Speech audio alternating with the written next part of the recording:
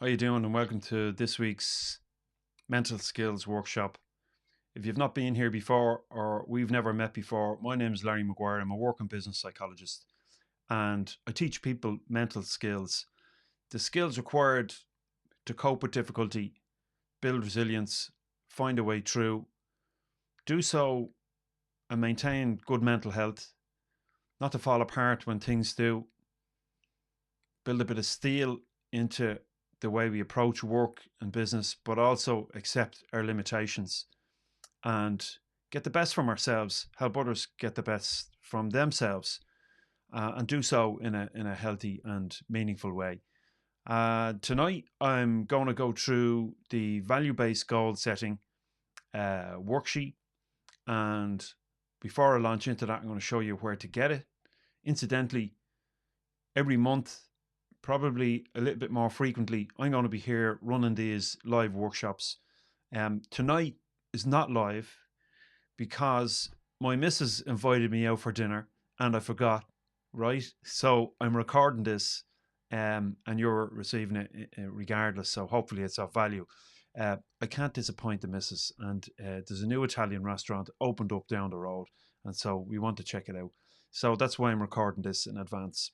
Okay, so first of all, I want to do this and jump over to the site. This is the resources page. You'll see, click on resources in the main menu, and this is the page you'll land on. This mental skills basics course, that's free. You can just hit enroll and join that. I've got mental skills packs here as well. These are 49 each, and they're a focused mini course, you might say, helping you develop mental skills. There's a couple of them live, a couple of them I'm working on. As you scroll down, you'll see more paid resources here, worksheets and meditations and so on. There's assessments in here as well. And then when you get down to the end, you'll see the free resources. And on the second row, you'll see the goal setting worksheet right here. Click on it. Enter your details, your name and your email, and I'll ping that over to your inbox straight away. You'll also be able to access this document from your dashboard. Don't worry about any of that. I'll send you emails and let you know how you can do it. So once you get the document, it's a PDF. It'll look something like this. Well, it will look exactly like this, in fact. I use Canva to create these documents, and a little bit about myself, blah, blah. And then a little bit about goal setting, SMART goal setting in particular. SMART is a framework that was developed subsequent to Edwin Locke's goal setting theory. Began working on this around the 1960s, developed in the 70s and 80s. Did some work with another guy. He and Locke and Latham then produced further work on goal setting. It's pretty much the gold standard in management and leadership and in the workplace and goal attainment and so forth. There are downsides, so watch out for those. I'm not going to get into the downsides of setting goals in this particular workshop necessarily, but I've got loads of content on this topic and an article in particular about the pitfalls in setting overprescribed goals. So be careful.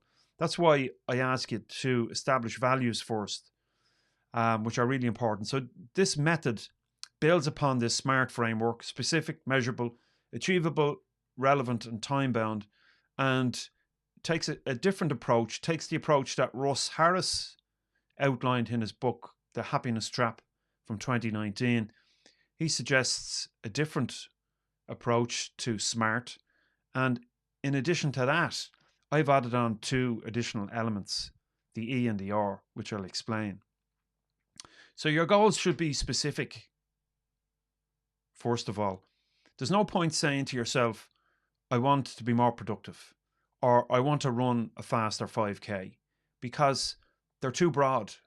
And goal setting theory requires the goal to be narrow, focused, and the outcome determinable or measurable, which brings us on to the second element. So specific should be, let's take a 5K. Rather than I want to run a faster 5K, your goal should be, I want to run a 5K in under 25 minutes, whatever your time is. And it must be meaningful, both meaningful according to this modified framework. It must be meaningful. So if one of your values is personal health and well-being, fitness, personal fitness, and so on, well then it's more likely to be anchored in your own intrinsic motivations. It's more likely to be meaningful to you. It also must be measurable. So I want to run a 5K in under 25 minutes is measurable, because you can clock it and you can wear a watch and do all of these things. But it also must be meaningful. So I'm taking two M's when we look at the M of SMART, all right? Values-aligned goals, which are meaningful in and of themselves. In other words, my personal health and fitness is important to me. So therefore, it's meaningful. Activates different regions of the brain that are associated with intrinsic motivation and so on. So make sure that it's measurable and that it's meaningful to you. Adaptable, achievable is A in SMART. Adaptable meaning that you should be willing to change things, change the orientation of your goal and the specifics of your goal if the circumstances demand it. There's no point in you being completely rigid and pushing for a 5K goal, a sub 25 minute 5K in 3 months if you get injured and you pull a hamstring. So now you're going to have to reevaluate. So it must be adaptable. You must have allowances in there if things outside your control begin to interfere. And if you tuned in last week, we were talking about controlling the controllable. That's a part of this. So is it achievable? Well, my 5K, I run the 5K in about 28 minutes at the minute. And so 25 minutes seems achievable to me. Yes, I think that's achievable. So you're asking yourself, is it achievable? And maybe you're working with a coach. If it's a business-oriented goal, maybe it's an extra grand a month that you want to earn or whatever happens to be. Make sure that it's achievable. Demanding enough or testing enough so that it challenges you, but not too testing. All right? And you must be able to move the goalposts if necessary. Adaptive, according to Russ Harris, transforms goal setting from dry, sterile, mechanical processes into value-based designed goals. Can I achieve this? And what does achieving this mean for me? Well, there's a short-term outcome, and I'll get to why that's important. The outcome, why it's important, and how it ties in with the SMARTer framework. Realistic, it's got to be realistic. So if it takes me 35 minutes or 40 minutes to run a 5K, running sub 25 inside 3 months may be achievable, but that might be a bit of a stretch. So I might want to go in steps or go in stages. My ultimate goal might be to break 25 minutes. But you know what? If in 3 months I break 35 minutes, well, I'm happy. And that's the first step achieved, right? Do you see what I mean? So if you want to make 10 grand a month, don't try and make 10 grand a month all in one go. It might take you a year to be up to 10 grand a month. So start with 500. So it must be realistic. Russ Harris says that persistent, flexible pursuit of value-based goals, despite psychological and physiological barriers, is important. This includes setting specific measurable objectives that serve the chosen values while maintaining a willingness to adjust strategies, etc. Realistic doesn't mean easy or low standard. It means my skills, my knowledge, my ability, and so forth are matched to this particular demand, right? Time bound, the T in SMART, in SMARTer. So we must have put a time limit on it. 3 months, achieve the 5K. I want to be an extra 500 quid a month within 3 months. Okay, that sounds achievable to me. I could push it a little bit further, but you know what? I just want to hit that first, and then we'll go from there. Baby steps, all in the right direction. One of the dangers of over-prescribing goals is that we reach too far, and then we fail, and we beat ourselves up for failing. We think we're not good enough, and then we stop. So it's really important, whether you want to lose weight, whether you want to get fitter, whether you want to build a successful business, whether you want to hire a new person in your business, whether you want to make an extra grand a month or 10 grand a month, that you go baby steps and you allow yourself little setbacks, so the ability to shift your orientation, your goal. Now we move on to E&R from SMARTer in this new framework, this new model of SMART. Exciting means that it must energize you. You must be enthusiastic about it. It must bring out in you enthusiasm, creativity, energy, the energy for action. according to Ed Deci, one of the original authors of self-determination theory, an organismic theory of human motivation and well-being. So we must be excited by it. Deci and Ryan wrote extensively, and subsequent researchers have written extensively about intrinsic motivation and extrinsic motivation. An extrinsic motivator is me holding you accountable and putting you under pressure to achieve it. But you might only have certain resources to do that, and you might burn yourself out. So how can I know you? If I am the source of your motivation, it's not good enough.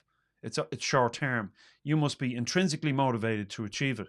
And so excitement, enthusiasm, willingness to do the hard work, energy, dedication, persistence, grit, mental toughness, all of these things matter for you. You must be excited by it. Deci and Ryan shown that intrinsically motivating goals generate sustained motivation compared to externally imposed or routine goals. So it must be exciting. Make sure it is. And finally, then, in the SMARTER framework, we have rewarding. So this is the outcome that I'm talking about. Although I would insist, whether I'm working with athletes or working with business people or working with career-oriented people, whoever it happens to be, that they focus on their process. The outcomes are important insofar as that sense of reward, that sense of achievement, and it informing the process. So I'm not asking you to completely ignore the outcome. The outcome is important. It's important for the initial setting of your goal in terms of being specific. But the reward must be there at the end of it. When you obtain it, you must allow yourself the time to celebrate the win. It also aligns with Martin Seligman's PERMA model. The A in PERMA stands for achievement. And obviously I couldn't use an A in the SMARTER framework because then it wouldn't be smarter, right? So reward seems to, that sense of reward and fulfillment from achieving something seems to be appropriate. So achievement is what we're all after. We're looking for the little wins, whether you're planting vegetables in the garden and you see them bring fruit, that's rewarding. It worked, fantastic. Or you're baking bread, learning how to bake sourdough, or still haven't mastered that. Or you're in a competition and you're looking to get the gold medal or whatever happens to be, or in business, so you're looking to win a client. The achievement, the reward in the achievement is important, and it's an important aspect of well-being. I'll talk more about the PERMA model at another time. But that's it in a nutshell. That's the SMARTER framework, and I would ask you to use it. I've got more content here on goal setting, so do read that and keep reading it, because it helps you understand the process that I'm asking you to undertake. Moving on down to page 3. It's more than page 3. I think my page numbers are wrong here. Nonetheless, domains of life. Decide which area of life you're going to focus upon. Is it family? Is it intimate relationships? Is it parenting? Your friendships and social life? Is it your career? Your employment? Is it business? Is it education, personal growth and development? Is it recreation, fun and leisure? Is it spirituality and religion? Is it citizenship, given of yourself to your local environment and community? Or is it physical health and well-being? These 10 areas of life, pick one. If you're setting goals in too many of these areas of life, chances are you will fail, because you only have so much resource within yourself and energy to focus on these things when you set your goals. So pick one or pick two. Focus on your work, focus on your family, focus on your personal health and fitness, focus on your family. Choose what it's going to be for you, and then do the work on that. Now, I have my my dog. What do you want, Sadie? Are you coming in? All right, Sadie's calling me here. Nonetheless, let's move on. Come in. All right. So when you move down the sheet, there's a section here for adding in the domain of life that you are concerned with. Okay, there's Sadie now. She made her way in. So if it's health and fitness, write it in here and ask yourself, what is an immediate goal? What is an immediate goal? So maybe my immediate goal is to clean up my diet. My goal is related to the health and fitness area of life. So I want to clean up my diet. Within the next 24 hours, I'm going to clean all the crappy food out of my presses and my fridge, and I'm going to replace it with healthy food, and I'm going to set myself up. I'm going to set my agenda for the week and for the month and whatever happens to be. So that's my immediate goal, the next 24 hours. Short-term goal, what can I do over the next few days? Well, I can get a new pair of runners, and I can get my running gear ready, and I can go for a 2K run every day. Whatever it is for you, set a short-term goal that you can achieve over the next few days. Your medium-term goal should be over the next few weeks, what you would like to achieve. How will you know over the next few weeks that you're achieving your goal? So maybe it's the number of training sessions that you've done, if it's a 5K or after, and how efficient you are at completing those. Or maybe it's a gym session. Whatever happens to be, short-term goal, medium-term goal, what you can do over the next few weeks in alignment with this overall overarching goal, write it down. Long-term goal, this is the big one. This is like 3 months' time, or maybe it's 6 months' time. Maybe you want to run a marathon, or maybe you want to earn that extra 1,000 a month or 2,000 a month, whatever it is. If that's your long-term goal, enter it in here. And a good idea here, in fact, I should actually reverse these, because if you can start with the end in mind and then work back, it's probably a better system. So start with the long term, move down the line to medium, short term, and immediate, and what that goal will look like. And then the next section is, there's work here, right? There's work to be done. This isn't like something you just attend or watch this workshop and then, everything will be fixed. That's not the case. You've got to do some work, and that's what I'm asking you to do here. So be specific. Create a picture of what you'd like to achieve in detail. How will it look? How will you feel? Be specific as possible. And this bit's important. If you feel it becoming unbelievable to you, or you feel negative emotion coming on, well then back off. You're asking too much of yourself. Trust how you feel about it. If it doesn't feel right, back it off and set a goal that's more achievable. It's got to be meaningful and measurable, like I said. How will you know that? How will you know if it's meaningful? Does it align with your values? Write down here how that is the case. Adaptable and achievable. Is it achievable? Does the goal help you take your life forward in a positive direction? Is it adaptable? Are you willing to change it? And what will that look like? Okay, moving on then. Realistic. Write down how this is realistic. Is it value-based? Is it a values-based assessment of what's genuinely achievable given your current circumstances, capabilities, and resources, while maintaining psychological flexibility? Is it realistic for you? Tell yourself why it's realistic in that section. Time bound, write the deadline. If there's a deadline for each of the intermediate goals, write them down here too. Exciting. Is it exciting? How does it align with what you find exciting and interesting? What are you curious about? Does it align with that? Detail it here. And then finally, rewarding. As I said, achievement in line with the PERMA model of well-being. What does that rewarding goal look like? How does the end result provide you with that sense of fulfillment that you're after? Write it down. Now, I may not have given you enough space here, so I've got some final thoughts there to share with you too. There's an extra section for filling in your notes here, and some bonus materials, some links to articles and so on. And there's a QR code. If you happen to share this document with other people, well then that's all right too. You can do so. They can join Peak Performer by scanning that QR code. All right, so let me jump back to this main view. Okay, hopefully that was helpful. A little walkthrough of the document. I'll be back again in a couple of weeks with another free workshop. If you can't attend, you can check out the recording right here. Stay tuned to the podcast. I've got new material all the time. New material on Peak Performer as well, humanperformance.ie, that can help you achieve what it is you want to achieve and do it in a healthy way. Manage stress and anxiety a little bit better, and get what you want, and do it in a way that's positive and interesting and all the rest of it. If I can help you any further with any of this, get in touch. email me. You have my email by now. Or send me a message on Peak Performer. Happy to hear from you. All right, I'm out for an Italian and maybe a few pints as well. So I'll see you next time. Mind yourselves.